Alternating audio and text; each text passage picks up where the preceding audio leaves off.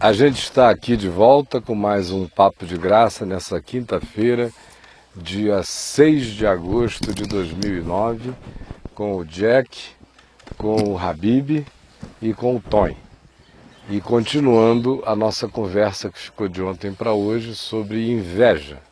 Inclusive hoje, mais ou menos meio-dia e meia, eu tive um intervalozinho, postei lá no site um textinho chamado de 13...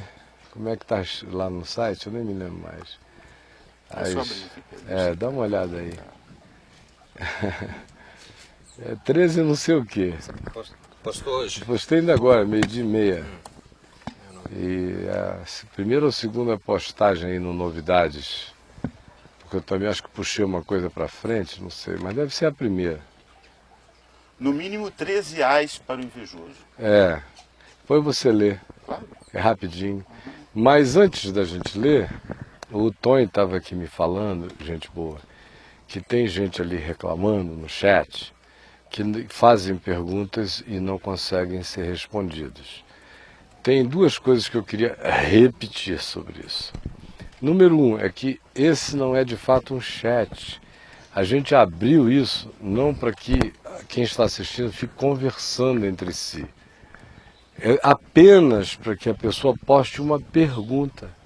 O problema é que tem dois outros fenômenos que decorrem daí. O perguntador, em geral, é muito ansioso e inquieto, aí começa já em cima da pergunta dele a fazer comentários sobre a pergunta, aí perguntar por que ele não entrou a pergunta dele. Conclusão, quanto mais ele posta, o que não é a questão dele, mais ele empurra a pergunta dele lá para cima, considerando que não é uma pessoa só, às vezes são 50, 60, 100, fazendo a mesma coisa, praticando a mesma política, nenhuma pergunta fica achável, de modo que isso não é um chat. Enquanto os meus queridos amigos não entenderem que isso é só um portal de questão, de pergunta, não é de debate, nós não vamos conseguir atender vocês, então nem reclamem. Agora, se existem pessoas que entram aí e ficam provocando papo paralelo, eu vou, infelizmente, autorizar o Elmo a toda vez que uma pessoa ficar renitente assim, a ele simplesmente impedir essa participação no chat, porque a gente está fazendo coisa séria, ninguém está brincando, eu não sou criança, suponho que você também não seja, a gente está querendo aqui otimizar tempo para atender o máximo possível de pessoas. E se vocês quiserem ser atendidos, façam o que eu estou dizendo. E vocês vão ver como vai mudar tudo. Tenha paciência, poste uma questão simples e deixe. No mínimo ela será aproveitada no dia seguinte, se não der no mesmo dia. Agora, nessa avalanche, não tem quem consiga controlar o fluxo. Ainda mais porque nenhum de nós quatro aqui, para não falar nos milhares que estão assistindo aí, entendem que espírito é esse que traz uma pessoa para um papo onde supostamente o interesse é em ouvir, no mínimo, as conversas que estão rolando aqui, independentemente das perguntas estarem sendo respondidas em sequência, ao invés de fazerem isso, ficarem num lugar paralelo ali naquela conversa toda. Minha sugestão desde o início é: vão para uma comunidade no Orkut, passe a noite inteira fazendo isso, se distraindo.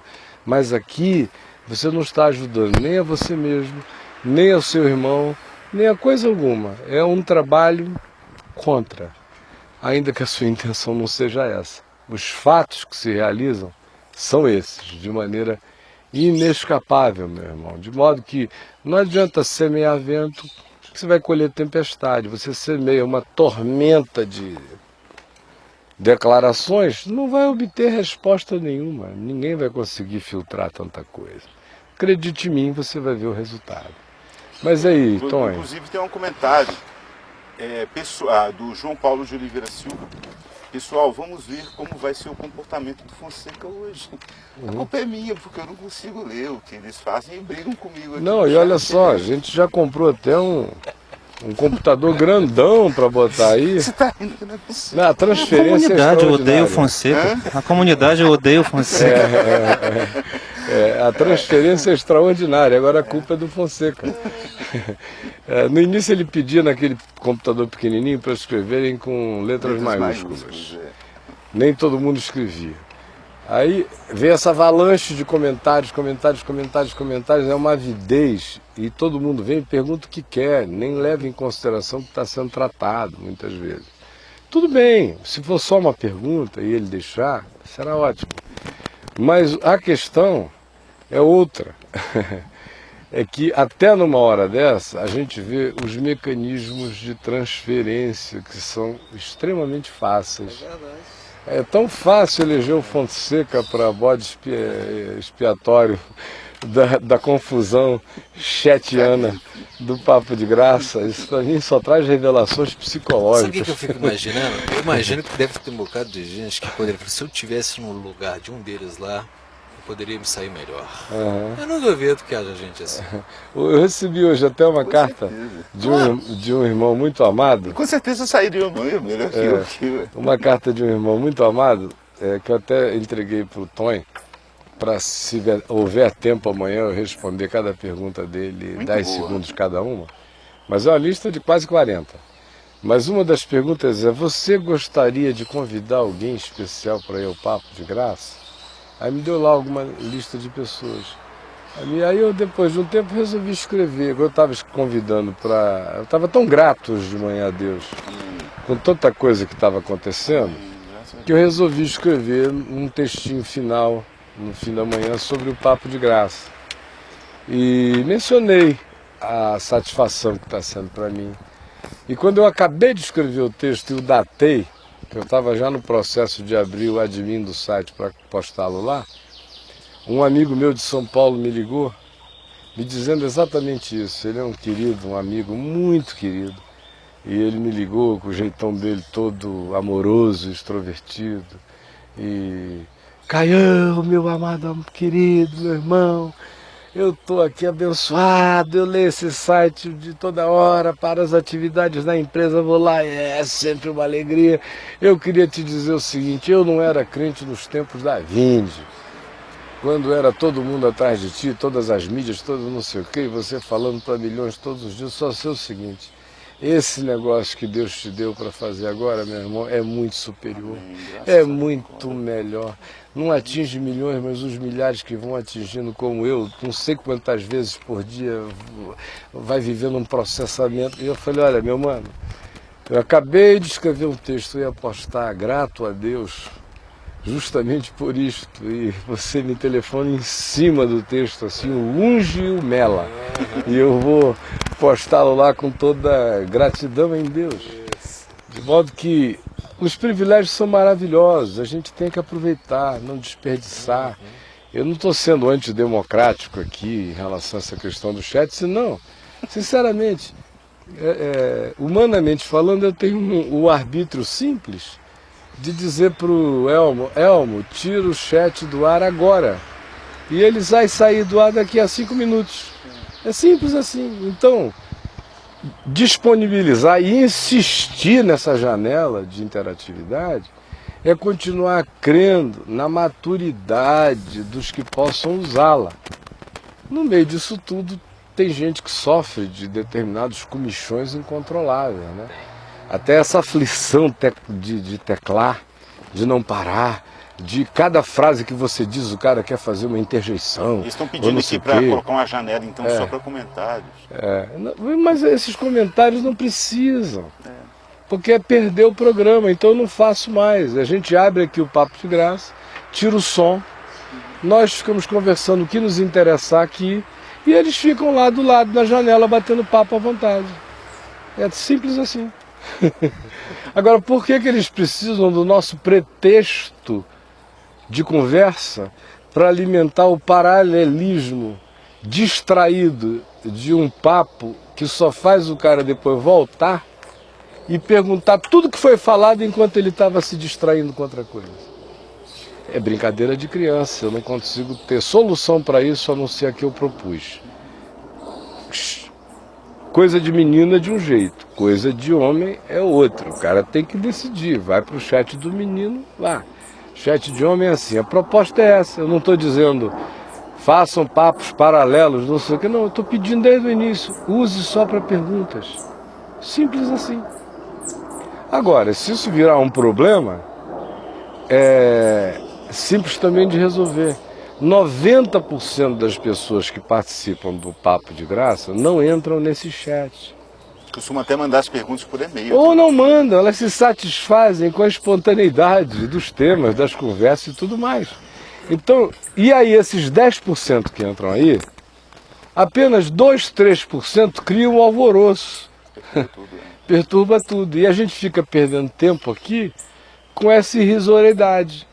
Então o meu senso de objetividade, em outros tempos, já teria acabado com o chat há muito tempo, porque eu estou afim mesmo, meu irmão, de atender quem está com avidez de ouvir a palavra, não com quem está com comichão, com afliceta, com outras angustietas que são desenvolvidas como vício virtual. Porque se já não fosse o vício internetiano do chat, pessoas de há 15 anos atrás, antes da internet, se de repente você abrisse esse espaço, elas iam botar só as perguntas. Porque a educação mental era outra. Então, o que a gente está discutindo aqui daria um pano de fundo para uma análise psicanalítica da alma, dos estímulos, das pulsões, das inquietações, dos desassossegos, que se manifestam nesse tipo de coisa. Que parece ser sobre o chat, mas não é, sobre a almazinha de cada uma dessas pessoas. E sobre o estado de inquietação, é sobre a impossibilidade de cumprir Tiago até num chat em que você está implorando para as pessoas fazerem só perguntas. Qual é a contradição de Tiago? Que é simples. O pessoal pensa que língua tem a ver só com a língua. Esse teclado aqui é língua. É língua que não para e que fala muita bobagem. O Tiago, quando diz que o homem deve ser pronto para ouvir, tardio para falar e mais tardio ainda para se irar. Mas a pessoa não se segura, supostamente o veículo franqueia a chance da questão. É só isto, o resto é o que vai da proposta de conversarmos sobre os temas. Você não fala da valentia da virtualidade das pessoas? Ontem mesmo eu falei de novo. Terrível. Valente, ele fica poderoso, ele vira um Hércules atrás do teclado, ele vira Nietzsche. Ele vira quem ele quer atrás do teclado. Diz desaforo, fica sarcástico. Um monte de coisas que só retratam esse nosso tema também, da inveja. Por exemplo, quando você vê um cara que entra no chat só para fazer safadeza, o que está por trás disso? Lá no fundo, é inveja. A gente pode sair fazendo a viagem todinha, eliminando todos os subprodutos dos sintomas secundários, terciários, quaternários, e aí vai. Mas você vai chegar lá no fundo, naquele elemento básico de um indivíduo cujo desassossego tem a ver com o fato também de que, não sendo ele o centro da proposição, ele precisa se fazer o centro da divergência ou da distração. Ainda está aí tem segurança ali embaixo, mas lá no fundo é uma inquietação invejosa da existência, na existência. Existem muitas inquietações que são inquietações invejosas. Assim, como eu não posso estar aí sendo o cara que dá as cartas, eu vou ser o cara que vai levantar todas as contradições. Mas não fugiu do nosso tema ainda. E aí, você quer ler? Ah, sim. Ontem nós terminamos. Não, eu digo começar a ler o que eu escrevi hoje no site, aí você não... Se ninguém comentar nada, a gente entra direto nas questões de ontem. Tá. No mínimo, 13 ais para o invejoso. 1. Ai do invejoso, pois faz do outro seu próprio limite. 2. Ai do invejoso, visto que estabeleça como ideal para si mesmo um eu falsificado. Que é o do outro. Do outro. Ai do invejoso, porque decidiu no ato de invejar, viver para se frustrar. porque nunca vai conseguir ser o outro nem a outra coisa. 4. Ai do invejoso, posto que seu desejo seja ser quem ele não é e jamais será. 5. Ai do invejoso, pois pela inveja se faz assassino de muitas maravilhas de Deus. 6. Ai do invejoso, visto que morrerá sempre dizendo para si mesmo que tentou e não conseguiu. 7. Ai do invejoso, posto que não via, mas apenas... 7. Ai do invejoso, posto que não viva, mas apenas exista de tentar. 8. Ai do invejoso, porque sua recompensa será a sua amargura. 9. Ai do invejoso, visto que viciará o seu olhar no intento de enfeitiçar. Que é isso aqui, Ducha? Existe macumba no olhar do invejoso. Inveja vem de envidia. Envidia. E a palavra estava relacionada à deusa do panteão greco-romano da inveja. De modo que na inveja, e invídia significa o olhar mal, o olhar que tenta transferir a maldade para o objeto observado e desejado, de quem se quer absorver o que ele tem e se inveja, ao mesmo tempo no desejo de que o que dele se transfira para nós e ele deixe de ser. Então, essa é a designação final do termo. É macumba. 10. Ai do invejoso, pois sempre cairá no abismo da tentativa de saltar para onde não seja o seu lugar natural e simples. 11. Ai do invejoso, posto que corre o risco de fazer coro à crucificação. Por inveja o entregaram, não é o que está dito lá? Por inveja o entregaram. Marcos diz e João repete. Marcos diz 2 vezes, João Crucificar repete. Cristo pela segunda vez. Isso. Pisar no sangue dele. A crucificação foi movida por inveja. Inveja de Deus e inveja do poder que Deus dera àquele que ressuscitava mortos. 12. Ai do invejoso, porque não admitirá a própria ressurreição, antes por inveja dirá, foi um embuste. Não foi o que eles fizeram? Guarda romano dizendo apareceu, anjo com cara de relâmpago, com tudo, a pedra foi removida, eles disseram não, abafa a história, daqui para frente ele era um embusteiro. Nem a evidência mais chocante oficial os demoveu da ideia. A inveja decide que até a ressurreição precisa ser abafada. 13. Ai do invejoso, pois a existência lhe dará em contrário tudo que por inveja cobiçar. Poderá ter tudo, mas morrerá sendo nada. Ele receberá em contrário tudo o que a inveja cobiçar. E por mais que ele tenha, ele continuará sempre invejando algo. Eu fui jovem e agora ainda não sou completamente velho. Mas eu nunca vi um invejoso se dar bem e nem morrer em paz. Esse é o salmo de hoje. Já fui moço e ainda não sou velho. Mas até hoje, meu irmão, eu nunca vi. Ontem nós terminamos com uma pergunta que você pediu para a gente começar com ela, que você ia fazer 5 minutos é do Antônio Luiz. Se a queda de Satanás é fruto também de inveja, sendo ele obra e criação do Criador, ocorrerá então falha na fabricação, sendo que o livre-arbítrio em um ser corrompível nada mais é do que uma roleta russa? Essa coisa de falha na fabricação pressupõe um Deus que cria em escala industrial, que cria máquinas, que cria robôs.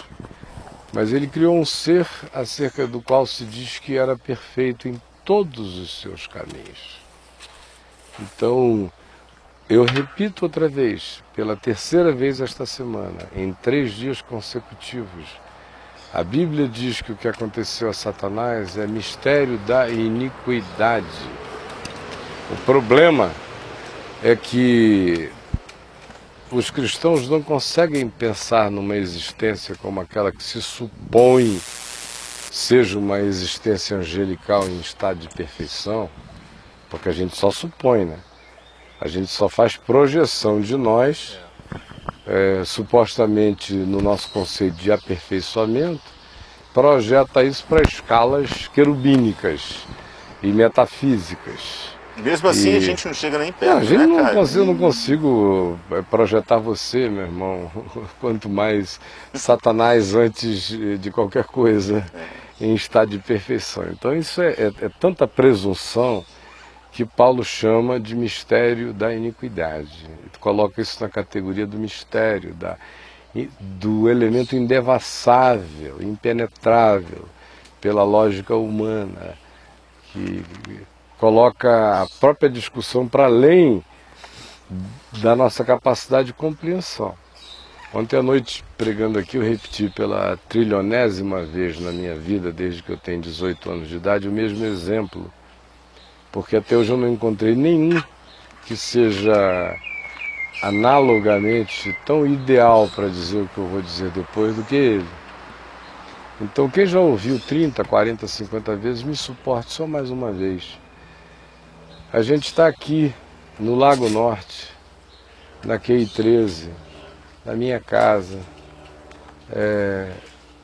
em Brasília, no Distrito Federal, no Brasil Central, no Brasil, na América do Sul, na América Latina, no Hemisfério Sul, do Ocidente da Terra, do planeta Terra, no Sistema Solar, na Via Láctea, que faz parte de bilhões de outras galáxias maiores do que ela, e no universo observável de coisas materiais e palpáveis.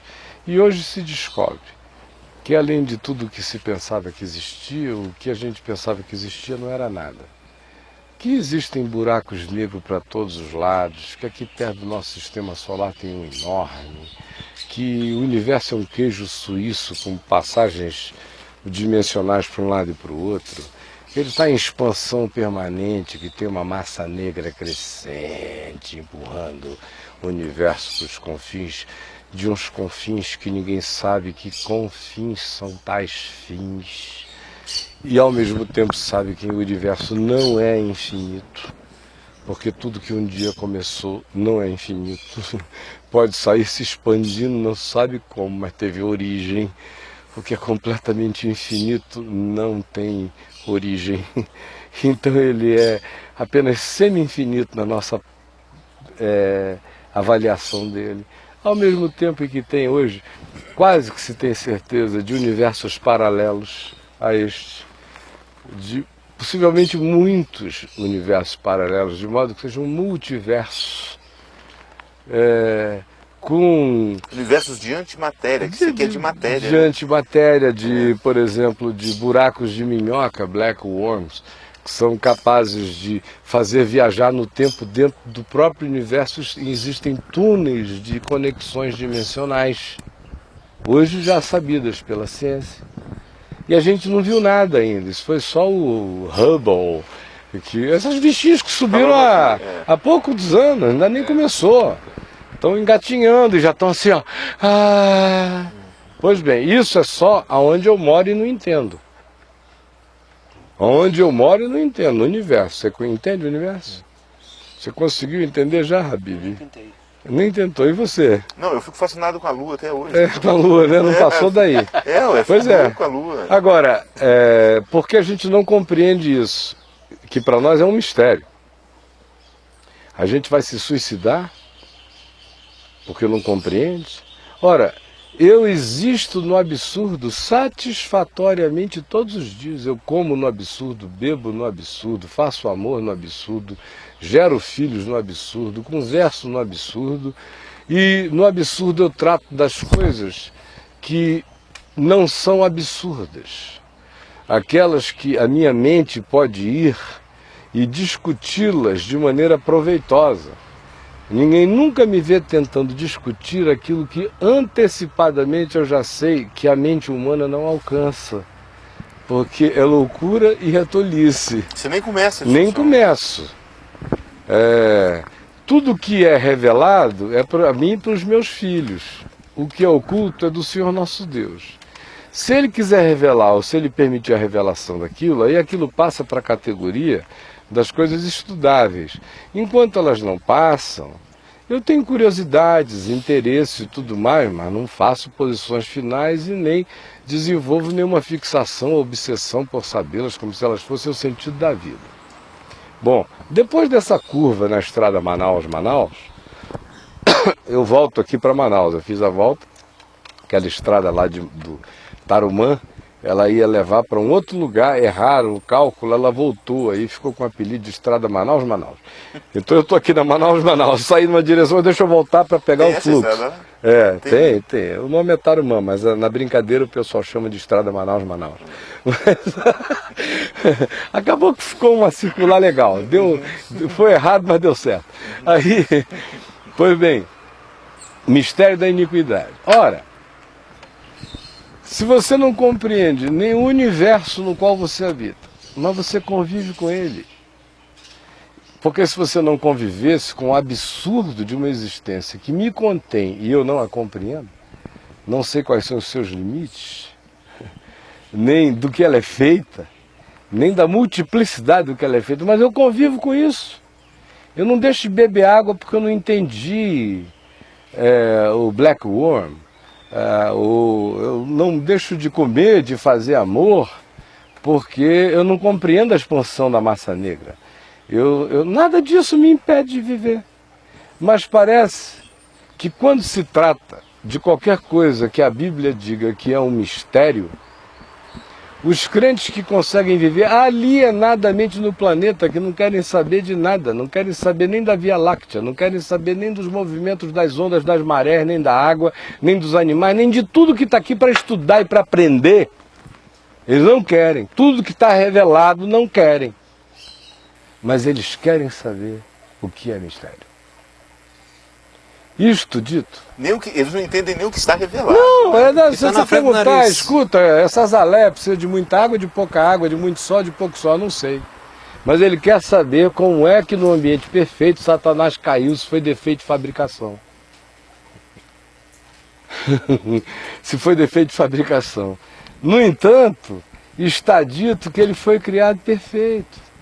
E no primeiro dia eu fiquei quase 40 minutos aqui, foi o dia que o Rashid chegou e eu não vi, ficou sentado ali, abicorando quietinho, falando a maior parte do tempo sobre esse mistério e sobre até onde a gente poderia ir, no que poderia ter suscitado num ambiente de total perfeição a autodeterminação suicida daquele ser. E a gente viu várias coisas a respeito disso. A inveja como... mas até como é que nasce inveja na perfeição? Essa é uma questão. Aí, por exemplo, eu publiquei ontem um artigo que saiu na Folha de São Paulo, eu botei no site, que está lá a avaliação de um articulista da Folha sobre o neopentecostalismo prevalente entre os evangélicos, que mostra que eles tiveram que fazer uma viagem de volta ao maniqueísmo, a maniqueu, que acreditava que Deus não podia jamais ter criado nada que tivesse se tornado mal.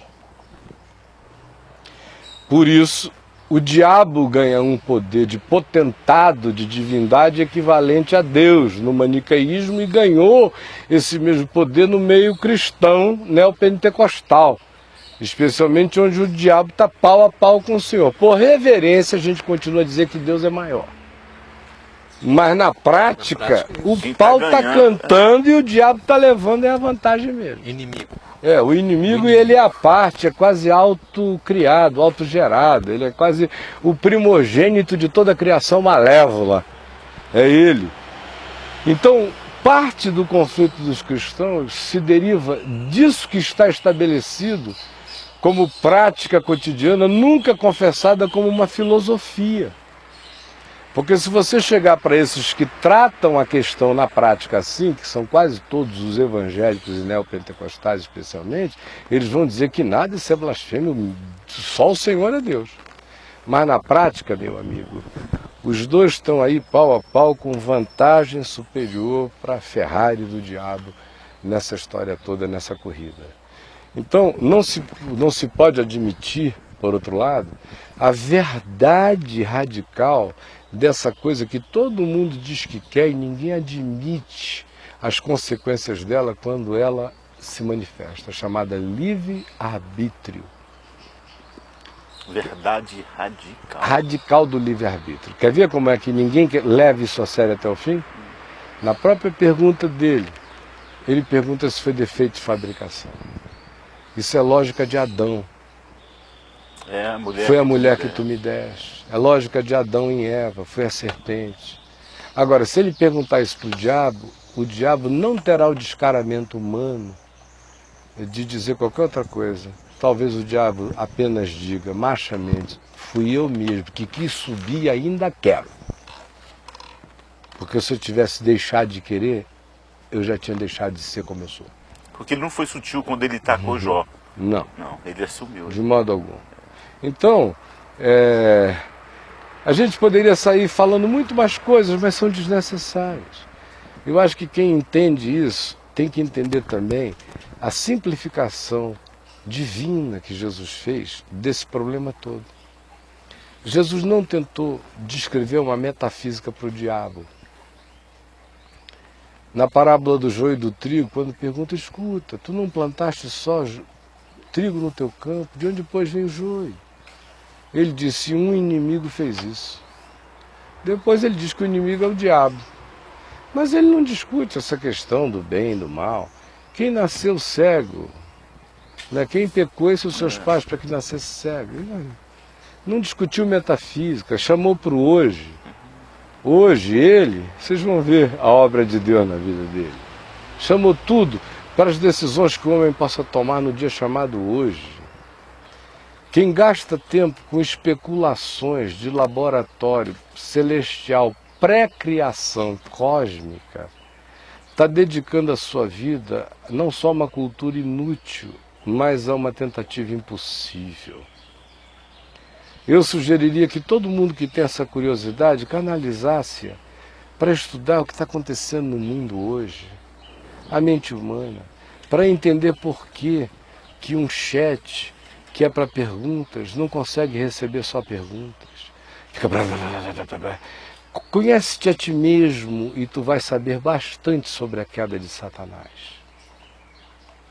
Viaja para dentro das tuas próprias quedas, vaidades, ambições, que é o melhor laboratório, ainda pálido, finito e diminuto, porém, arquetipicamente favorecedor de um estudo sobre a queda de Satanás.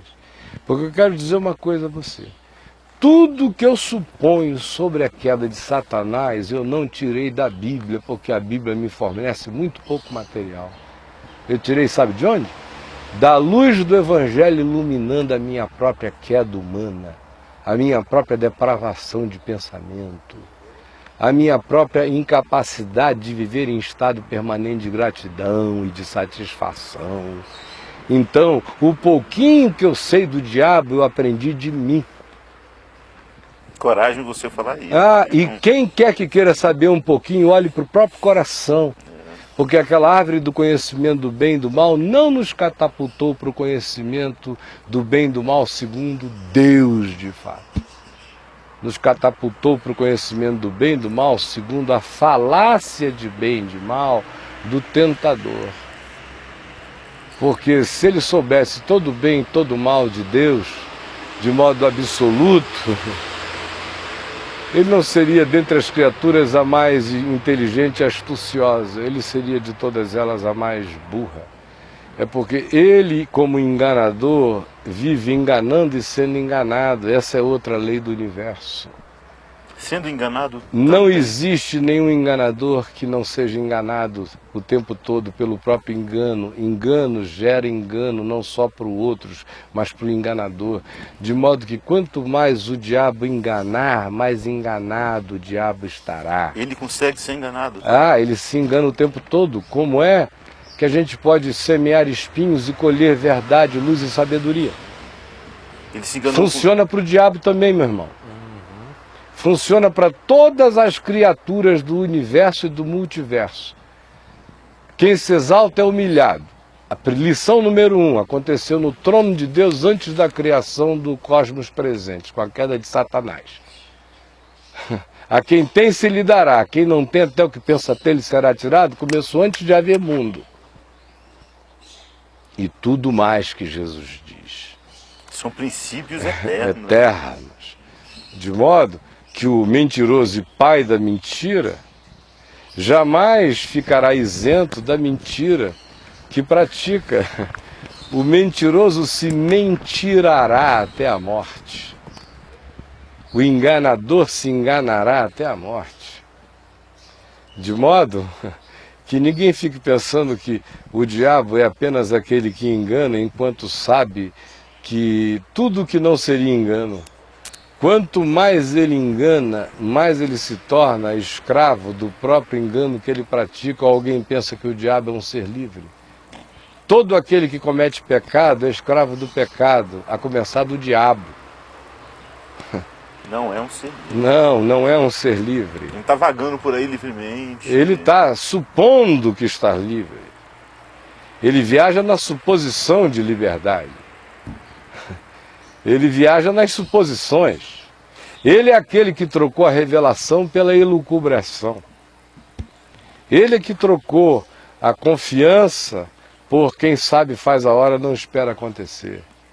Ele é quem trocou a adoração a Deus pelo culto a si mesmo.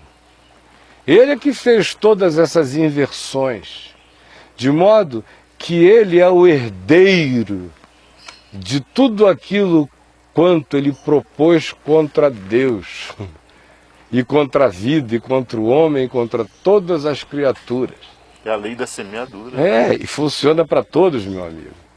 Tem até aqui, abrindo um parêntese interessante, o Alcorão, quando narra a história do Gênesis, que é uma cópia do Gênesis judaico, e com algumas alterações assim para tornar o negócio um pouco mais palatável para a cultura das 1001 noites. É mesmo, é assim um texto 1001 noites, um Gênesis 1001 noites. Mas é interessante porque tem, justamente para ser 1001 noites, tem que ter muito mais conversa, né? E a cultura judaica, a revelação de Deus via cultura judaica é uma revelação muito econômica. Bacana isso, né? É por isso que é tão divina, porque não tem papo furado. E cada frase diz 1 bilhão de coisas e você que pense. Então, mas lá não, tem aqueles destrinchamentos. E aí, no meio dessas viagens todas, tem o fato da narrativa que antecedeu a queda de Adão e Eva, com Satanás furioso com Deus, reclamando pra caramba, porque Deus tinha criado um ser de quem ele ficou com ciúme, com inveja, porque Deus disse que aquele ser era a imagem e semelhança de Deus. Então no Alcorão, de fato, o diabo não cai antes do homem aparecer. No Alcorão, o diabo cai por causa do homem. Ele cai porque ele inveja tanto o homem que ele cai e se torna inimigo de Deus contra o homem. É a história do Alcorão. Ela não tem metafísica, ela só tem física e história em relação ao diabo. Mas o elemento pulsante é a inveja que está presente. Então, voltando ao nosso amigo, eu sugiro que ele se contente com o que está revelado. E Jesus, que era quem podia descrever essa história do berço à sepultura escatológica do lago de fogo de Satanás, simplesmente decidiu dizer: aí vem o príncipe deste mundo e ele nada tem em mim, levantemo-nos, vamos-nos daqui. Interessante, o meu coração se satisfaz com isso plenamente. O resto é apenas exercício de diletantismo muito mais filosófico e psicológico do que qualquer outra coisa.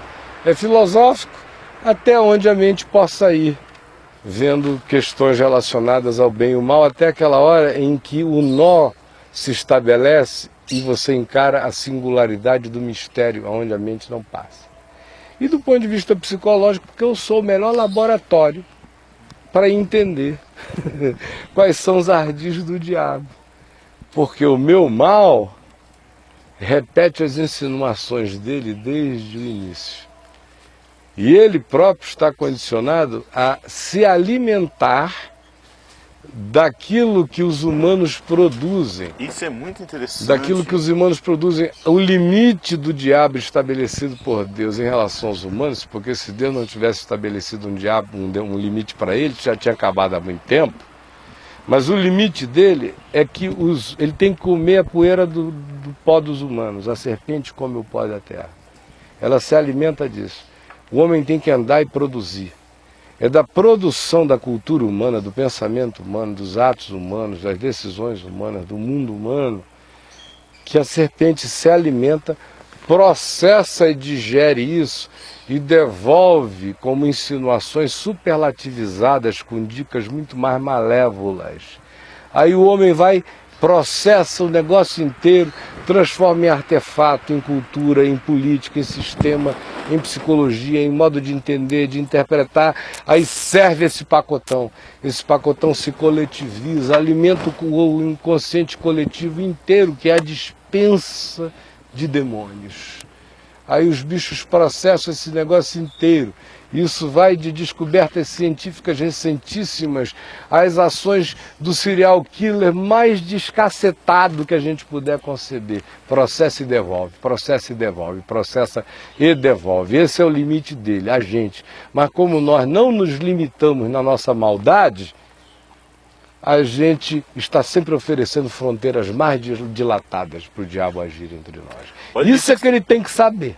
Não, olha que interessante o Paulo Antunes falando aqui. Nesse caso, o homem poderia tornar-se o caminho para o diabo viajar neste mundo.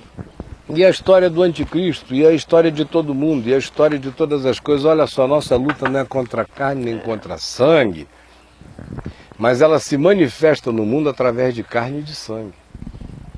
Ou seja, a minha luta não é contra o homem, não é contra a constituição do humano na Terra, mas sim contra principados e potestades.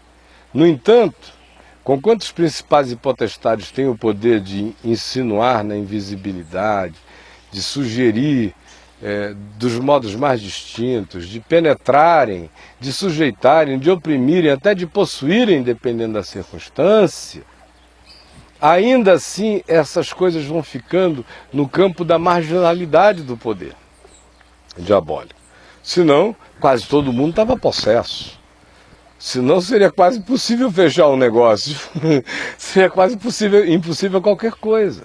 É que pela misericórdia de Deus, as nossas mentes ainda têm muitos capacetes de graça.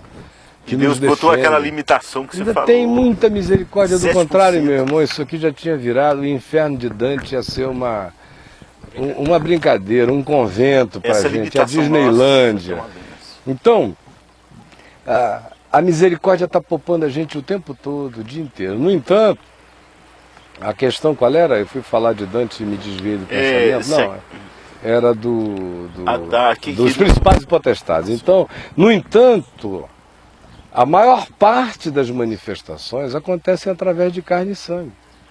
Então, a ambiguidade é essa, que a minha luta não é contra o homem, mas o grande instrumento de toda ação diabólica na Terra é o homem.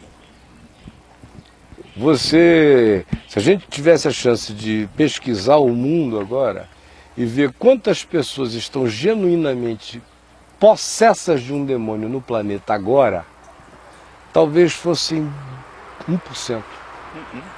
No máximo. Se a gente fosse ver quem está de fato sobre uma extrema opressão diabólica, de modo que o cara já está assim quase para ficar possuído, eu talvez tivesse aí uns 2%, 3%. Se você fosse ver quem está sob sujeição demoníaca poderosa, e aí começa a utilizar de outros recursos para fazer mal, Isso aí aumentaria talvez para uns 20% a mais. O resto, meu irmão, é fusão mental, é mente do diabo no homem. Assim como existe a proposta para se ter a mente de Cristo, em relação ao diabo, a gente não precisa fazer força para ter a mente do diabo. Basta não fazer força nenhuma que ela vai entrando na gente. É condição caída. A mente do mundo é a mente do diabo. O curso deste mundo é a ideologia do diabo. Todas as vaidades humanas são projetos do diabo.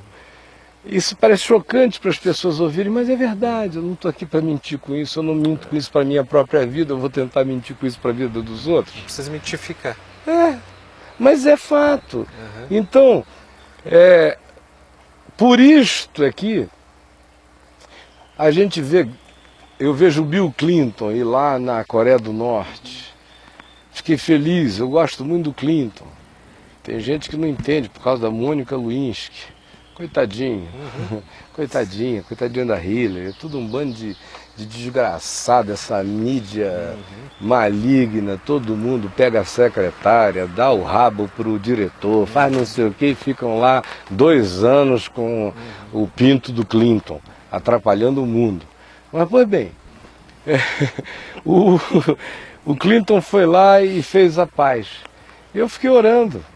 E quando eu vi que tinha havido uma distensão, eu dei graças a Deus, porque a Coreia do Norte é um negócio brabo pra caramba, meu irmão. Uma das coisas mais horríveis que existem hoje de periculosidade no planeta. E eu o abençoei como um homem de pacificação. Agora, ele foi lá falar com carne e sangue. A conversa foi com carne e sangue. Agora, por trás daquele homenzinho pequenininho, e daquele contingente enorme de gente com tendência a marchar fanaticamente, igual um formigueiro condicionado, existem potestades e principados espirituais, dos quais a gente não pode fugir. Não adianta ficar pensando que isso é misticismo, não. Isso é mística genuína da revelação. Misticismo é outra história. Mas existe o príncipe do reino da Pérsia, como diz Daniel na sua profecia, militando em lugares celestiais. Existem muitas coisas entre os céus e a terra no mundo invisível que a gente não vê, ou então leva tudo para o lado do simbólico romântico. Quando o Apocalipse diz que viu o anjo que controlava a natureza, o anjo das fontes das águas, o anjo dos ventos, o Apocalipse põe papéis angelicais fundidos com fenômenos naturais de maneira chocante. E para mim, qualquer interpretação pode ser verdadeira.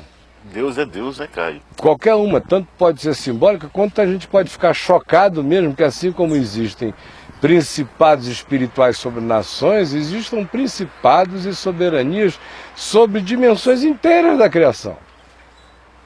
Mas, meu irmão, eu não tenho que ficar preocupado com o anjo do mar, nem ficar preocupado com o principado da Pérsia, do Irã, nem ficar preocupado com o principado da Coreia do Norte. Eu tenho que, na minha parte, fazer o possível para me reconciliar com a Coreia do Norte antes que haja guerra. Enquanto isso, que a gente tem que botar o joelho no chão e combater espiritualmente, nas regiões celestiais, as realidades que têm o seu poder de influência concentrada nesses ambientes. Mas sem deixar de fazer todos os papéis humanos de reconciliação com o humano, de viagem para o encontro humano, de sabedoria com o humano, embora a gente saiba que a luta mais renhida acontece no ambiente superior. Prova. Alguém pode dizer, o Caio entrou numa de espíritos territoriais. Eu não. Isso é coisa do Peter Wagner e de outros boboquinhos. Meu negócio é a Bíblia, e não esses estudinhos paralelos e tolos. Eu chego lá e vejo, no caso do Gadareno, na narrativa de Marcos, o fato que os demônios ali na narrativa de Marcos estavam tão embrenhados com aquela cultura de Gadara, e todos os elementos ali, já falei sobre isso milhares de vezes na parábola, associando a multidimensionalidade do que estava envolvido ali naquele fenômeno da libertação do gadareno, mas dentre as coisas os demônios pedem na versão de Marcos: não nos mandes para fora do país, o que é extremamente coerente com o transfundo inteiro do que estava acontecendo ali.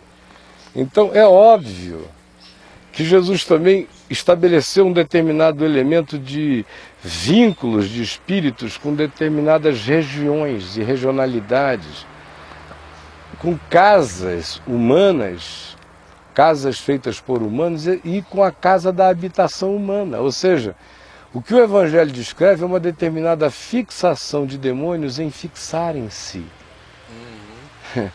Então não tem nada a ver com territorialidade, tem a ver com uma obsessão de fixação demoníaca, porque quanto mais se fixa ali, mais ele se alimenta dessa lógica da produção do lugar e mais ele devolve a superlativização dessa coisa como malefício local. Então, o desejo desses espíritos de perversidade tem todo a ver com fixação. Mas a nossa luta, a gente tem que saber, no plano humano não é contra a carne nem contra o sangue, como se cada homem fosse um demônio. Fazer isso é pecar contra a humanidade das pessoas. A gente tem que tratá-las com sabedoria, bondade, misericórdia, porque continua a ser a resposta branda que desvia, exorciza a ira. Ao mesmo tempo, a gente tem que saber o que está por trás. Sempre discernir o que está por trás e não entrar nos esquemas e nem nos jogos e nem nas arapucas, que é o que a maioria das pessoas acaba fazendo. Elas embarcam aí. E aí, meu querido Rabi? Cara, essa sua chamada à lucidez aí, de repente pode ser mal interpretada. Eu tenho uma pergunta que fala assim, no Márcio José Braz. É principado que age sobre os estelionatários do Evangelho? Assim, meio que uma transferência de responsabilidade. Também. Age sobre todo mundo. Está agindo até sobre quem está fazendo a pergunta, sem se dar conta de que ele não tem que se preocupar contra os estelionatários do Evangelho, ele tem que se preocupar com o fato de que ele é um daqueles seres acerca dos quais Pedro diz e adverte: vigiai a todo tempo, porque o diabo, vosso adversário, anda ao redor de vós, rugindo, bramindo como um leão, procurando alguém para devorar. Então é claro que ele age também lá, mas age em qualquer outra situação. Pedro tinha acabado de dizer: tu és o Cristo, Filho do Deus vivo. Teve uma ideia totalmente diabólica no momento seguinte, ouviu Jesus dizer: arreda, Satanás, porque tu não cogitas das coisas de Deus e sim dos homens, né? A gente se flagra muito pouco, né? A gente não quer se ver. Não quer se ver. Não quer se ver, não quer. A gente foge de se enxergar o tempo todo. A maior evasão humana é de autopercepção. Por isso, no meio cristão, o pessoal resolveu designar qualquer coisa relacionada a autoconhecimento como coisa de orientais idiotados.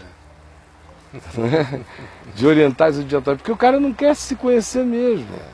Ele não quer saber quem ele é. Olha, tem uma pergunta aqui que tem tudo a ver com o que você está dizendo, que você fala, as pessoas não querem se conhecer. Então, às vezes a maneira da pessoa perguntar e a maneira como a gente normalmente pergunta, né? A pergunta é a seguinte: no Brasil, qual é a nossa característica enquanto povo que alimenta a serpente? A pergunta é essa. Mas talvez a pessoa não se pergunte: o que em mim, né, alimenta a serpente? Você sempre quer transferir para o outro, responsabilidade. E delimitar também. E nesse caso é o outro coletivo. O outro coletivo. Que é um ser inexistente. Né? É igual o Estado, o social, o mercado. Essas coisas todas que a gente convencionou que elas existem, mas que de fato elas são apenas potestades criadas por nós. E elas existem, elas têm um poder. Elas só não são objeto, não podem ser objeto de uma transferência como a gente faz. Porque o que é o Estado? Se não a soma de nós todos em cidadania, admitindo uma determinada carta que estabeleça o convívio social delimitado nas fronteiras de um país que contém uma nação. né? Ou muitas nações sob uma bandeira de um único Estado. Nesse caso, quando num único país existem muitas nações, o elemento unificador da multiplicidade de etnias é o Estado. Nós vivemos num país quase que de homogeneidade, porque as miscigenações foram feitas há muito tempo atrás e deixaram de ganhar importância entre nós. Mas, ainda assim, a gente não pode dizer que o Lula é o Estado brasileiro. Claro que o Lula não é o Estado brasileiro. O Lula é o presidente da República, com muitos poderes, mas extremamente limitado também. Ele é limitado por negociações que ele tem que fazer, por compromissos que ele já estabeleceu, limitado pelo papel dele constitucional, limitado pelas fragilidades governamentais que ele tem, que possam ser aproveitadas de maneira destrutiva contra ele, aí ele já se recolhe, e, enfim. Mas é fácil transferir isso para o Estado, para o Congresso, para a sociedade, para essa coisa toda, sem que o cara se pergunte: em quem eu votei na última eleição? Em quem eu tenho votado regularmente? No caso de crentes, eu sou aquele cara que voto sempre em crentes.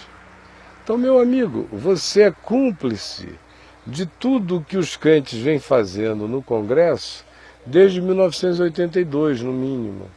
Foi quando começou essa anarquia que não para de crescer. Agora os crentes até aprenderam, os do Congresso, eles não estão mais se defendendo e nem fazendo aquelas bancadas óbvias, porque aquilo atrapalha muito a corrupção.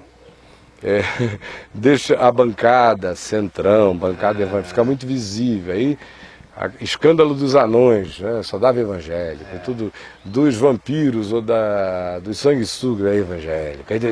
Aí foi tanto escândalo que hoje em dia todo evangélico resolveu virar só deputado, ou senador, que aí o cara faz a maracutaia dele lá e não corre o risco até de ser entregue pelo competidor evangélico do mesmo estado, ou que tem interesse lá e que queira queimá-lo. Então, por força de aumento da necessidade ou da volúpia da corrupção, até essas bancadas se diluíram.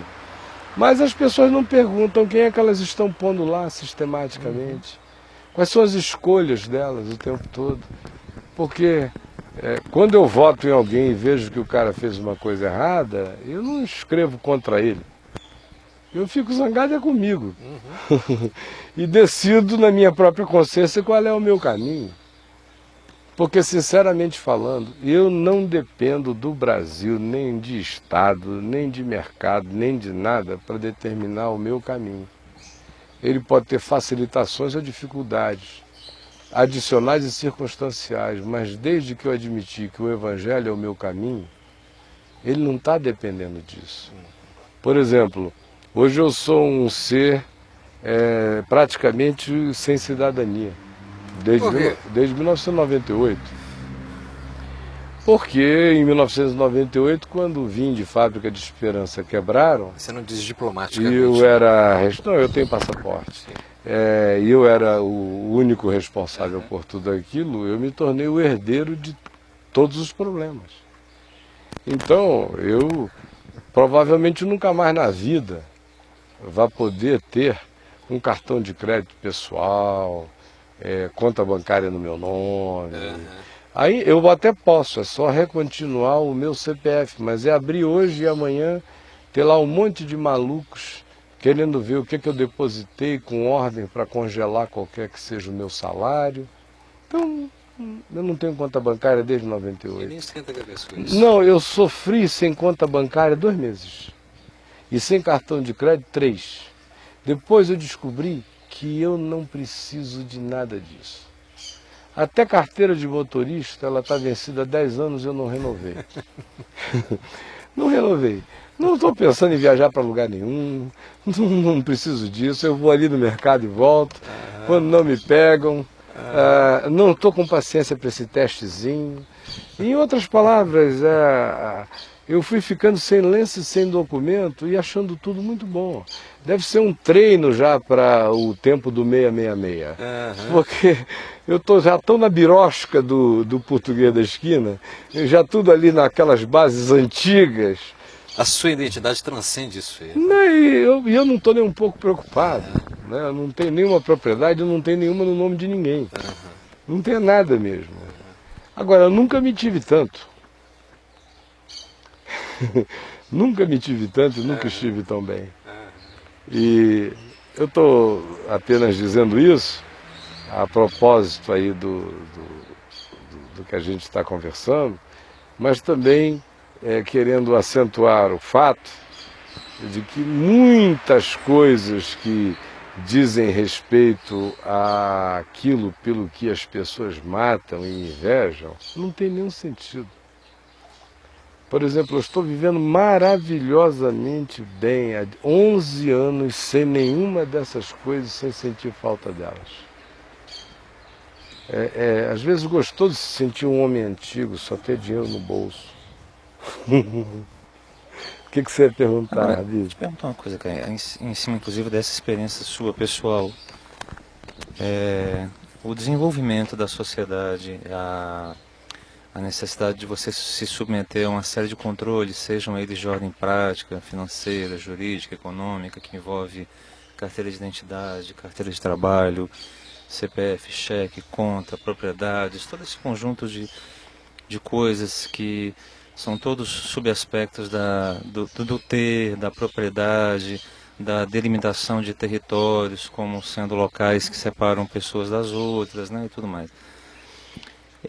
Quando o rapaz, esqueci o nome dele, fez a pergunta sobre o que no Brasil alimenta a serpente, né? E eu queria te perguntar o seguinte, esse processo de crescimento do Estado, dos Estados, e logo em seguida, Deus sabe o tempo, do Estado central globalizado, vamos dizer o seguinte, aumenta a possibilidade de produção de alimento para a serpente em relação a pequenos povoados, eu digo, seres humanos vivendo em comunidades menores e com maior poder de liberdade de se autodefinirem, vivendo com mais leveza, a produção de material para a serpente é menor ou isso para você é irrelevante? Não, eu acho que quanto mais global, pior. Porque Jesus disse que seria assim.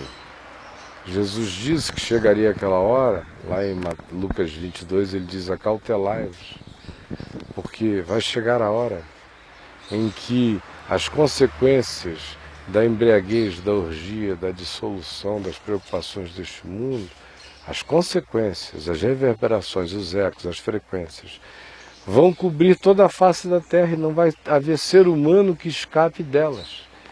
Então não é nem necessariamente da prática, vai ter muita gente que não vai estar praticando, mas não vai estar livre do eco, da reverberação, que vai penetrando em tudo.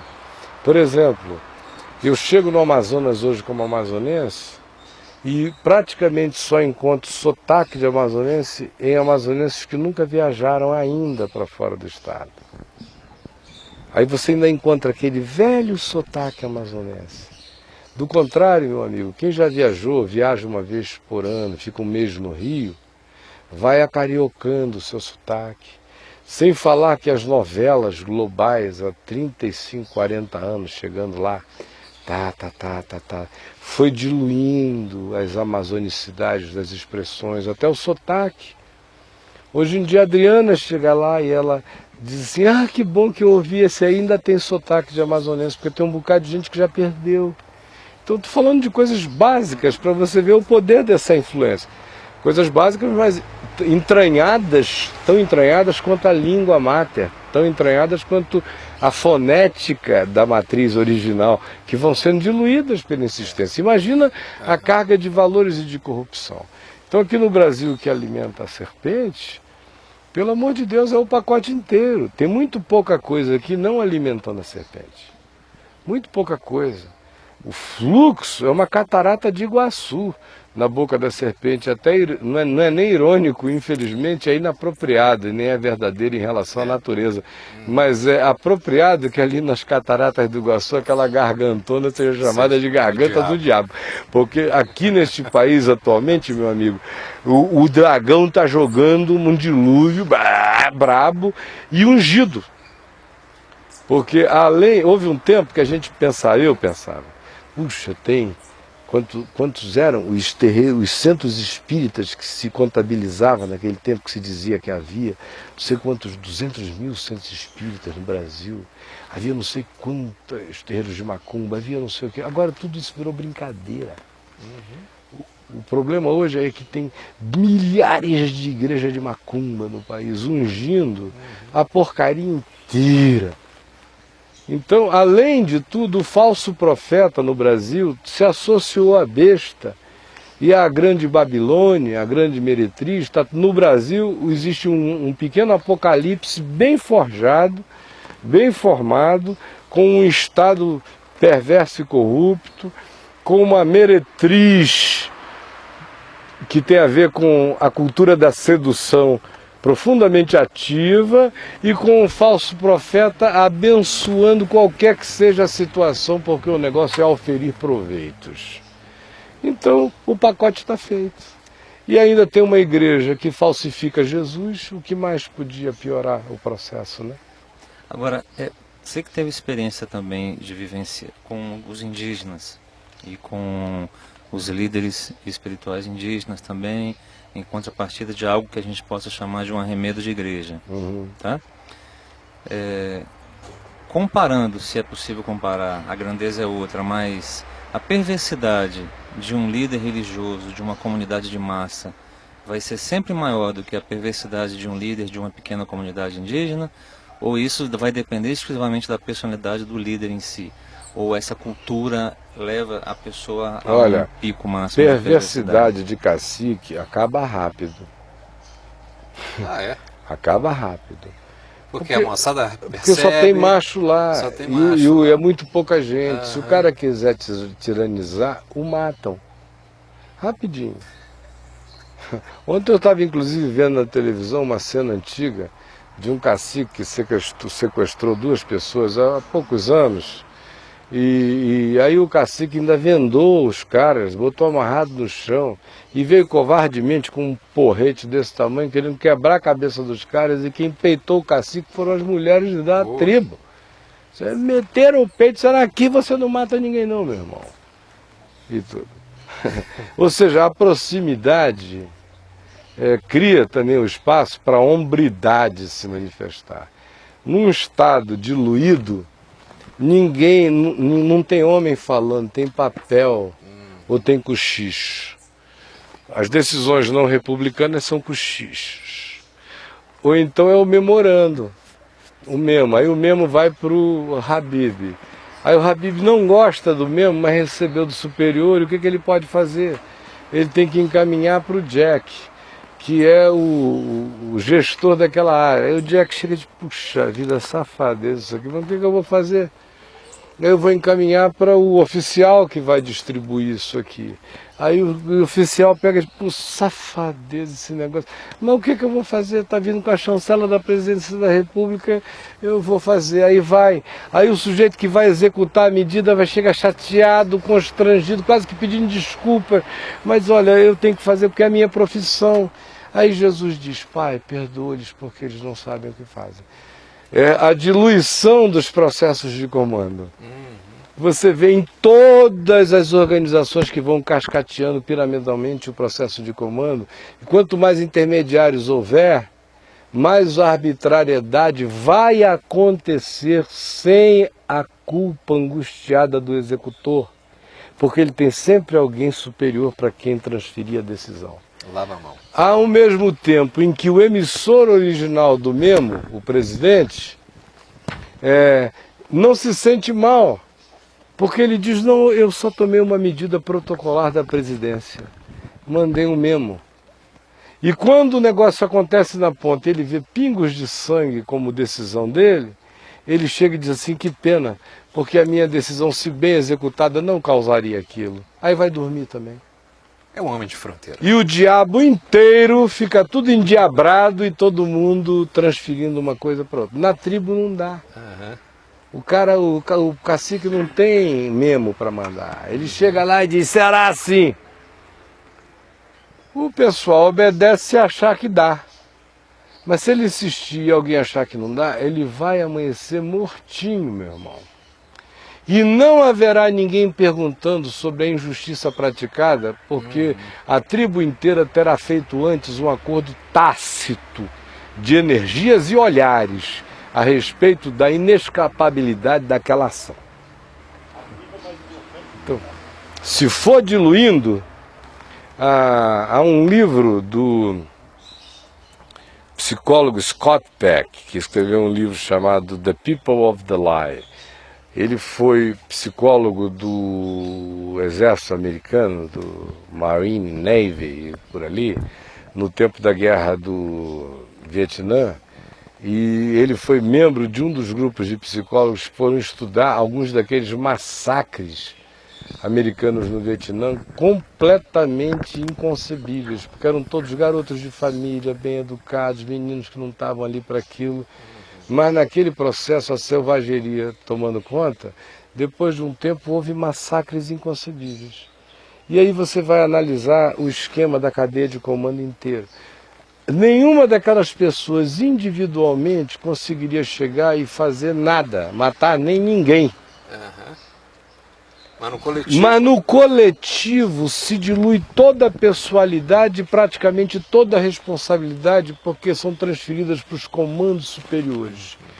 E a sensação de morte também, de ter matado, de assassinato, acaba pela impessoalidade coletiva ungida pelo status oficial da guerra, que dá também a prerrogativa da morte.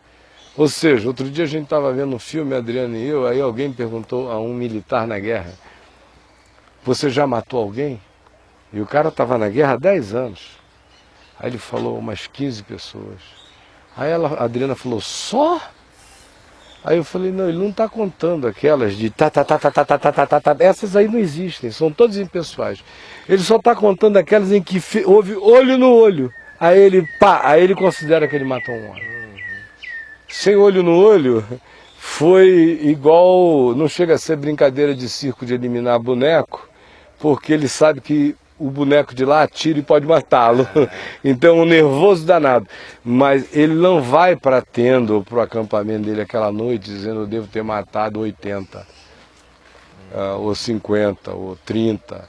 Não, ele só vai contar aqueles que por acaso o olho no olho tenham acontecido a ele. Aí inclui na lista dos que ele matou sem querer, como obrigação dessa potestade superior que deu essa ordem, que o irresponsabilizou da ação. Ou seja, o globalizado é muito mais poderoso. Por isso, corporativo. O que salvou o planeta esses milênios todos foi a tribalidade dele. E tanto mais quanto o planeta ganhou globalidades, ou seja, quais foram as grandes globalizações na Terra que a gente tem até hoje? Na história registrada assim, de impérios. A gente não conta os orientais porque eles se esconderam do resto do planeta lá e fizeram impérios poderosos, milenários, mas também alienados. Não tiveram aquela vontade de conquista. Mas você tem grandes impérios, desde os babilônios, não é? Você tem grandes impérios desde os medos, os persas, os assírios, grandes impérios desde os gregos, primeiro os macedônios, que unificaram a Grécia e conquistaram o mundo até a Índia, com Alexandre. Aí tem o Império Grego dividido, mas que se mantém ainda imperioso pela cultura helenista. Aí depois vem o Império Romano, que predominou praticamente até outro dia, embora tenha perdido o poder imperial que o caracterizou durante 700, 800 anos de poder efetivo, mas ele manteve o poder pela romanização da religião católica, que continua a ser a representante do Império Romano na Terra hoje, é o remanescente romano na Terra hoje, é a Igreja Católica Romana. E aí a gente vem tendo outros impérios, os mongóis tentaram, mas não tiveram essa expansão toda. Mas todos os impérios que deram certo, e os que mais foram caracterizados na antiguidade por globalização, de fato, foram o dos gregos e o dos romanos durante muito tempo. Depois houve a invasão islâmica, mas ela teve fluxos e refluxos, com influências e retiradas de influência. Depois a gente teve o ensaio do Império Francês, mas não foi muito adiante. O inglês prosperou muito mais tempo porque era mais civilizado nas relações. As tentativas espanholas no tempo do Novo Mundo foram todas porra louca e destruidoras e não conseguiram criar nada a não ser a América Latina, né? Que continuou tribalizada, graças a Deus. E o americano, e agora um outro muito maior, que transcende a países, que é o império que foi construído pela rede global de comunicação e de economia. Primeiro começou com a globalização econômica, com o fenômeno da necessidade universal do mesmo produto e do mesmo elemento essencial para os homens de 100 anos para cá, que é o petróleo, que foi o pomo dessa globalização foi o petróleo. Daí do petróleo, todos os outros elementos de globalização foram se organizando em torno de comércio, de dinheiro, do fluxo econômico. Aí depois começam a surgir as organizações políticas. E a mais forte delas, o mercado comum europeu, como simbolização de um amontoado de nações que resolveram fazer um conglomerado semi-globalizante para enfrentar uma onda global já percebida. Agora, essa onda global se factibilizou pela tecnologia e pelos veículos de comunicação. Do contrário, a gente podia ter todos os ânimos filosóficos de globalização, ela não se factibilizaria. Agora é assustadora tanto de mudança em menos de 100 anos. Não, em menos de 5. Quer dizer, olha só, o que se dizia é que o século XX tinha acumulado mais conhecimento do que toda a história pregressa da civilização. O que hoje se sabe é que esses 10 primeiros anos do terceiro milênio já produziram muito mais ciência e diversificação de ciência e aplicativos científicos e desenvolvimentos científicos do que o século XX inteiro tinha conseguido produzir, né? nesses 9 anos. Nesses 9 anos. E aí tem mais o seguinte, nos últimos 5, por exemplo, nem 5, para a neurociência, de 3 anos para cá, o salto, meu amigo, ela pulou quase da idade do bronze para a tecnologia moderna, a neurociência. Existem algumas áreas que estão sendo teletransportadas, tamanha a velocidade. Outras vão num fluxo gradual, acelerado, mas acompanhável, mas outras não. Hoje não se sabe nada, amanhã se estabeleceu um conhecimento que vai mudar tudo em volta. Então isso não vai cessar, e eu não quero ser piegas, mas também é profecia bíblica, não é? O livro será esquadrinhado e nos últimos dias o saber se multiplicará em todas as direções. O que a gente está vendo é uma multiplicação exponencial, irreversível e incontrolável.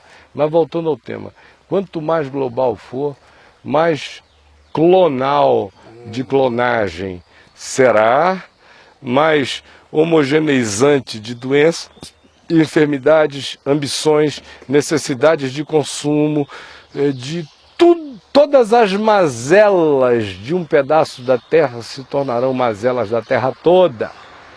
Todas as fixações de quem tem o poder na América, nos Estados Unidos, todos os sonhos e todas as fantasias e todos os narcisismos e todos os surtos luciferianos de dizer eu serei, eu crescerei, eu subirei, eu me tornarei, são passados para o mundo inteiro como objetivos a serem alcançados, de modo que a globalização vai treinando apenas seres ávidos de luciferianização como status de significação histórica na vida.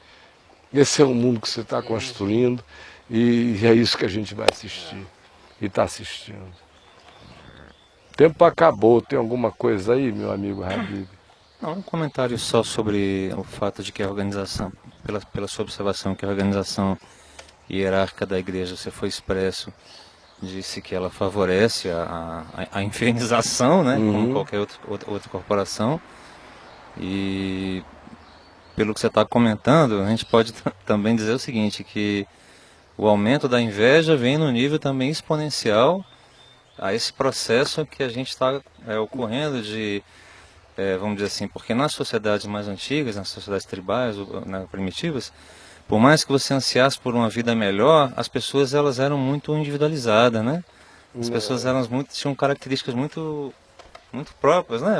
Mas numa comunidade tribal, romântico. Na comunidade tribal, os indivíduos são profundamente indivíduos, enquanto quase não existe mais, né? Os nossos índios estão todos corrompidos, viram um bando de safado. Então, mas quando havia ainda essa comunidade tribal, dois fenômenos estavam presentes. Não a individualidade, a individuação do indivíduo era muito forte. Exemplo, uma criança nascia e ela não tinha nome na maioria das tribos quando ela nascia. Por quê? Só ela nascia, os pais observavam para ver a personalidade. Pelos traços da personalidade, davam o nome ao primeiro filho.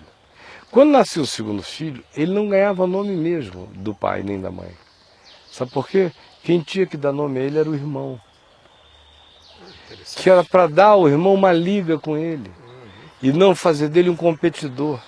Então o irmão o observava e o estímulo era: tente dar a ele o melhor nome porque você o ajudou a ser uma pessoa legal. Então até que chegava a hora em que o irmão dizia: o nome dele é esse. E assim um ia transferindo o nome a outro. O que isso gera? Senão um processo de vinculação, de observação de personalidade e de gestação de individuação. Psicologicamente é uma coisa linda. De um outro lado, como os grupos eram de 100, de 200, uma tribo grande eram 500, comunidades pequenas, então tudo era de todos. Não porque houve um Pentecostes, aí Pedro decidiu fazer uma experiência, que acabou não dando certo, porque eles não tinham sido treinados assim a vida inteira. No entanto, ali são milênios de que é assim, é o mesmo lugar, ou eles são nômades, mudam para um lado da floresta que ficou melhor, tudo é compartilhado, as caças são extremamente comuns, saem juntos, voltam juntos, trazem juntos, então a comunitariedade tende a ser extremamente mais sadia. Foi a explosão da cidade, e aí se a gente quiser conversar sobre isso, eu teria prazer uma hora dessa, de pegar o Gênesis e ir mostrando o significado ambíguo na cidade, na Bíblia, desde o Gênesis. Mas é a construção da cidade que vai gerando esse modelão globalizante, paradoxal, porque começa com uma torre.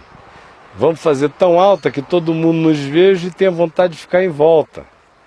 O que é isso, senão uma vontade de globalização, não pela via do assambarcamento do planeta, porque era impossível, mas pela via da atratividade humana para um ponto gravitacional comunitário onde se estabeleceria a globalização. De modo que a globalização primitiva do Gênesis tinha apenas um outro modus operandi, porque a circunstância tecnológica era outra. Hoje, a gente não precisa mais disso. E a globalização virtualmente se tornou total, praticamente. De modo que, como o que emana de nós, em geral, não é virtude, ninguém toca na gente e diz, saiu virtude. O que emana da gente não é virtude, o que emana da gente, em geral, é outra coisa. Quanto mais globalizado, mais troca e permuta de doença humana, de desconfiguração cultural. Desconfiguração cultural é uma coisa que tem um poder avassalador para a psique humana. Ninguém brinque com sua própria cultura. Eu sempre respeitei profundamente a minha amazonicidade, porque eu sei que boa parte do meu espigão tem sua saúde ali. Eu posso ser mudado para Marte, meu irmão, é um amazonense em Marte. Em qualquer lugar da vida, eu nunca fui outra coisa a não ser um amazonense. E se eu tenho alguma segurança como homem na Terra, além do Evangelho, tem a ver com esse amor e essa consciência de pertencimento e de raízes que eu recebi. Agora, essa geração criada nesse ambiente globalizante é uma geração que não tem vínculo, Vínculo geográfico, vínculo histórico. não tem memória de ontem, não houve história do avô, não teve avô para contar história, não tem pai para contar história, não tem mãe para contar história, não tem luar para apreciar, não tem fogueira para fazer intercâmbio de parentes e todo mundo se atualizar sobre todo mundo. Você vê Brasília assim? Ou não? Os que nasceram aqui? Aqui? É. Não, Brasília é uns Estados Unidinhos totalmente de vida privada e de gente que não quer se comunicar. Não é muito umas com as outras. É um outro fenômeno. E diferentemente do Rio, que o pessoal também não está nem aí uns para os outros, você vê no mesmo prédio. Sim. Você mora no mesmo prédio, não conhece ninguém a vida inteira. E no elevador, se você não der bom dia, boa tarde, o cara desce mudo do teu lado e até prende a respiração. Mas o papo rola no bar da esquina, é no jornaleiro, é no não sei o quê. Às vezes você vai ficar amigo do vizinho de baixo comprando jornal no jornaleiro, porque no elevador ele fica naquela obrigação de não falar contigo. Mas pelo menos tem outros elementos de distração. Aqui é o clube, é isso, é aquilo, aquilo outro. Mas, naturalmente, Brasília é um lugar hermético. O que para mim não causa mal nenhum, só causa bem, porque eu passei a minha vida inteira acossado de gente querendo entrar em mim o dia inteiro, querendo me possuir. Então Brasília é um barquinho, assim, do qual eu posso falar com o povo na praia. É uma tranquilidade, eu estou me sentindo muito bem a essa altura do campeonato de ter essa certa proteção. Mas voltando sobre o elemento cultural, o Jung diz que ele viu muitas vezes pessoas querendo fazer essas viagens de aculturação em relação ao Oriente. E ele mesmo viajou para lá para tentar entender essa cultura. E ele disse que viu muita gente surtar quando decidiu tornar abominável a cultura ocidental onde a pessoa tinha sido criada e querer fazer uma transposição imediata para dentro daquela outra cultura que nele não é nada senão um pacote artificial sem emoção, que ele está trazendo para dentro de si num estupro de autodeterminação. Viu muita gente surtar, perder as estribeiras. Então, esse mundo global é também um mundo de destruição de culturas. E ele impõe uma cultura que é nada, que é coisa nenhuma, que é apenas uma membrana de necessidade. Se a gente pudesse olhar para o mundo, a gente ia ver uma membrana passando anúncios em volta da terra inteira. Era uma Times Square de anúncios, assim, de consumo, de necessidade, de você precisa, você tem que alcançar, você tem que se realizar, você tem que se tornar isto. Quem não é assim não está com nada. Isso repete o dia inteiro, o dia inteiro, o dia inteiro. Aí, meu amigo, não existe alma que sobreviva, não existe nada. Fica todo mundo olhando para esse 3D de projeção fantasiosa, dizendo eu tenho que chegar ali. E a velocidade dessas imposições é tão grande que a coisa mais normal hoje é você perguntar para um moço de 20, 22, 23, 24 anos, escuta, o que você fez ontem? Ele não lembra mais. Ele não lembra mais o que ele fez ontem. É tanto estímulo, tanta informação. Entrou tanta coisa, ele não tem nem o tempo de processar a emoção. O pai chega de manhã e diz, eu estou com a saudade de você, dá um beijo nele. Em outros tempos, ele talvez fosse trabalhar calmo, pensando no beijo do pai. No que o pai significa para ele ou a mãe. Mas ele, pai, legal. Aí quando ele bota o pé na rua, já tem não sei quantas mensagens no celular dele, aí ele começa já a responder não sei quantas mensagens de mulher, de amigo, de não sei o que, o beijo do pai já enxugou no sol e ele não nota, pá. Ele vai chegar no dia seguinte, se o pai dele estiver muito ocupado e sair, ele vai dizer, poxa pai, não me beija mais não? Porque de fato, nada é muito internalizado. Tudo é muito passageiro, é névoa, fugaz. O Evangelho, a gente repete, por exemplo, há 40 anos atrás, essa overdose de Evangelho que o pessoal está tendo ali no site, na rádio, na VMV TV, é uma overdose, meu irmão. E Evangelho puro. Overdose. No tempo da Vinde, a gente gastava milhões para não conseguir servir 2, 3% de conteúdo às pessoas. Hoje é todo dia, toda hora, no mundo inteiro, para quem quiser, não tem desculpa. Mas veja se o nível de aproveitamento é o mesmo. Não, nunca. As pessoas esquecem. Tem muito pastor que esquece o que pregou ontem. Mas isso é uma coisa engraçada, cara, porque é o seguinte, a gente vive numa cultura de entretenimento. Então eu conheço pessoas que conseguem assistir em sequência 3 filmes, 4 filmes, 8 horas de um filme, né? E passam 8 horas distraídas com aquilo. E no dia seguinte, daquele total de 8 horas de exposição, às vezes você vai lembrar de uns 6 relances mais importantes, o resto fica como história, né? Ao passo que, porque é entretenimento, por mais que seja rebuscado fica o nome filme, do filme, eu já vi. Eu lembro esse filme, tudo.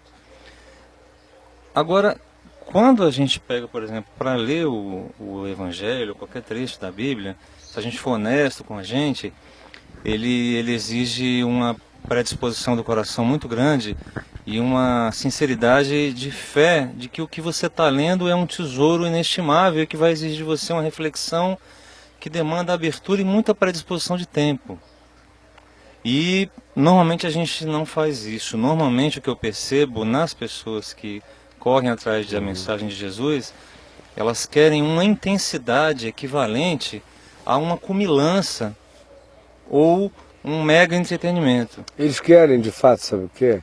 É que a experiência espiritual deles seja mais ou menos como uma ida ao Busch Gardens, ao Magic Mountain, a um lugar desse assim que eu subi na Viper e desci. Culto tem que ser esse negócio. Vida espiritual. Que você diga, olha meu irmão, Deus vai abençoar você, você vai ter uma vida de muita paz e serenidade. O cara quase que diz, poxa, que pena. Porque ele quer ser chamado de Zezinho Pega Fogo, ele quer ser o Zezinho Cospe Bala, ele quer ser o Paulinho da Profecia Quente, ele quer ser um cara aí qualquer pulando. Tem referência algum nickname, né? Ele quer. Agora, olha, você vai ter paz e serenidade, você vai ter uma vida mansa e tranquila, vivida com toda piedade e respeito. Você vai sair de casa todo dia às 7 para trabalhar. Você vai trabalhar honesta e sinceramente, vai se satisfazer com o seu ganho. Toda a chance que você tiver de melhorar o seu ganho, você vai fazê-la de modo legítimo, mas sem obsessão, sem se medir por isso. Você vai voltar para casa e você vai encontrar os seus filhos pequenos, já de banhozinho tomado, e a sua mulher vai ser como uma videira frutífera te esperando com cada uvão, meu irmão, gostoso para você comer, doce e saboroso, para você se refastelar. E os seus filhos em volta da sua mesa são todos filhos da esperança, são rebentos da oliveira. É gente que anuncia que o dilúvio está acabando. É gente que anuncia que o óleo, a chama da vida, o azeite da vida está sendo produzido e tem continuidade. Assim será a sua vida. Assim é a vida do homem que teme ao Senhor. Bem-aventurado seja esse homem. É o Salmo 128. O cara não quer. Na realidade, ele não quer. A inveja não se instala aí. Não, ele não quer. Isso é um negócio muito insípido, muito sem gosto. Ele está querendo um excitamento. Ele quer ser descoberto. Ele quer ser levado para a malhação. Ele quer um dia estar dançando numa boate, o trejeito dele ser tão maravilhoso que tem um olheiro que diga, cara, você vai ter que fazer parte do grupo tal. Ele tem que virar uma celebridade. Vida que não faça do sujeito uma celebridade. Se não for em lugar nenhum, ele tem que ser a celebridade da casa, pelas piores razões, ou da vizinhança, ou da rua, ou do colégio, mas ele tem que ser. É uma fixação nisso, de modo que o projeto de existência cobiçado é o projeto da angústia, da aflição, do desassossego, da instabilidade e de uma existência sem raízes. Porque quem quer que queira, excitamento o tempo todo, frenesi o tempo todo, fama, aparecer, evidência, isto e aquilo, está semeando uma semente que não gera paz, tranquilidade, serenidade, sossego, continuidade, memória e tempo para dedicar a algumas pessoas, não a um panteão de gente que ocupa a nossa agenda sem fim de relacionamentos sem significado algum.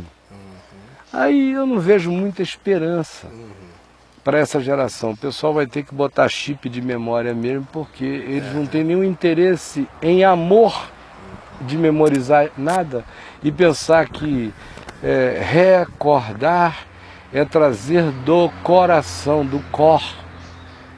Mas como as pessoas estão desistindo do coração, porque para ter coração tem que ter tempo. Coração, quando Jesus diz que ele é tardo, é porque a velocidade dele é mais lenta do que a da mente. As pessoas só querem ser cérebro, não querem mais ter coração. O coração demanda tempo. O coração não fica acumulando experiências, ele sorve, ele curte, ele decanta, ele deixa aquilo entrar, ele guarda, ele aflanela. Há processos. Ele prepara uma caixinha delicada, ele põe num cantinho, ele visita, ele estima. Hoje descarta-se. Foi legal, hein? Pô, naquele dia foi mó barato, hein? Tem que fazer outra daquela. Dá a impressão que dá para fazer. Tem certos dias, são irrepetíveis.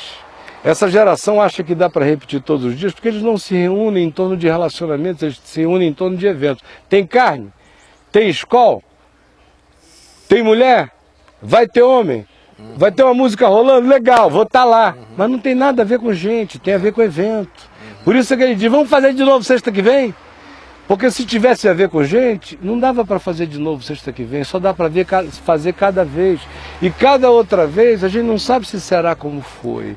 Por isso a gente curte cada instante e não interrompe o fluxo da vida, antes o bebe e o sorve. A gente já passou 20 minutos da hora aí, os amigos perdoem, a gente já chegou aí em 10 para as 5 mais ou menos, Isso. né? Já está para acabar o tempo de estoque lá no hard disk ali da nossa gravação, né?